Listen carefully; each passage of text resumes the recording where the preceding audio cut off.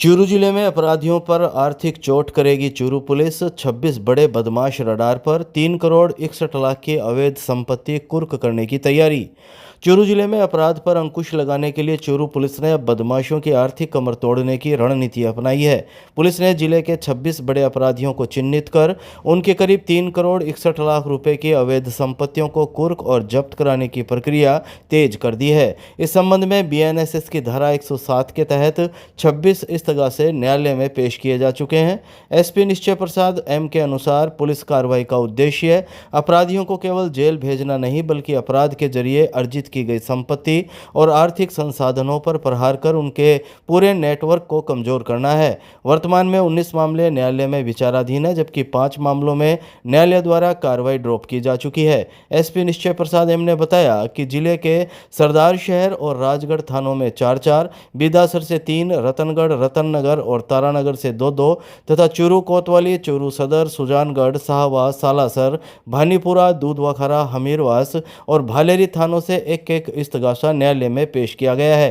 Churu police द्वारा सिर्फ अपराधियों के खिलाफ मुकदमा ही दर्ज करना ही हमारा मेन मकसद नहीं है। उनकी जो आर्थिक बैकबोन है, आर्थिक कंडीशन है, उन्होंने जो भी इस अपराध के क्षेत्र से उन्होंने जो भी कमाई किया है, अर्जित किया गया, उनके खिलाफ भी लगातार एक्शन कर रहा है। पुलिस की कार्रवाई संपत्ति कुर्की तक सीमित नहीं रही। पेपर लीक मामले में मुख्य आरोपी यूनिक भांबू की चूरू जिला मुख्यालय स्थित अवैध संपत्ति पर बुलडोजर चलाकर उसे जमींदोज किया जा चुका है। इसी तरह हमीरवास थाना क्षेत्र में भी एक बदमाश के अवैध निर्माण को ध्वस्त किया गया। राजगढ़ में गैंगस्टर के भवन पर हुई कार्रवाई भी इसी अभियान का हिस्सा रही। हमारी तरफ से 107 बीएनएसएस जो है उसके तहत हमने ऑलरेडी एक मुकदमे में सफलतापूर्वक गाड़ी का जब्त करके नीलामी करके राजकोष में जमा भी करवाया गया है। उसी के साथ साथ और एक प्रकरण में भी हमने एक बदमाश का गाड़ी को जब्त करके नीलामी करने का भी अभी प्रोसेस में है। सालासर पुलिस की कार्रवाई इस अभियान में खास रही। पुलिस ने सालासर थाने के हिस्ट्री शीटर भागीरथ उर्फ फिडिया उर्फ भागेश उर्फ पिंटू प्रजापत निवासी वार्ड संख्या 9 सालासर को चिन्हित किया। इसके बाद नए कानून के तहत सुजानगढ़ एसीजेएम कोर्ट में इस्तगासा पेश किया गया। न्यायालय से नीलामी के आदेश मिलने के बाद सुजानगढ़ तहसीलदार ने कार की नीलामी करवाई।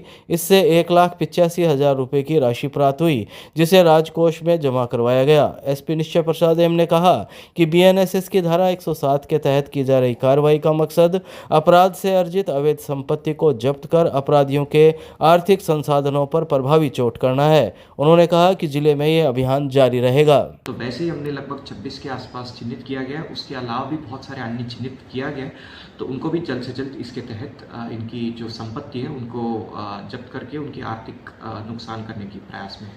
साथ ही बहुत सारे हिस्ट्री शीटर्स है जिन्होंने अवैध तरीके से अपने भवन का निर्माण किया गया, अवैध तरीके से उन्होंने संपत्ति अर्जित किया, उनके खिलाफ भी हमने उनके खिलाफ एक्शन लिया। एक मुकदमा बिदासर के एक प्रकरण में उनके एक हिस्ट्री शीटर है, उनकी मकान तोड़ने का भी कार्य किया गया था। साथ में अभी रिसेंटली दूधवा क्षेत्र में लगभग 27 लड़के मिले थे गैंग के संबंध में आके इकट्ठा हुए थे, जिनमें से 10 हैबिचुअल ऑफेंडर्स थे, सक्रिय अपराधी थे और 4 हिस्ट्री शीटर्स भी थे। उनके भी बहुत सारे गाड़ी और इनकी संपत्ति संबंधित भी हमने सूची बना रखी है, बहुत सारे जब्त भी किया गया। तो आगे इनके खिलाफ भी कार्रवाई किया जाएगा।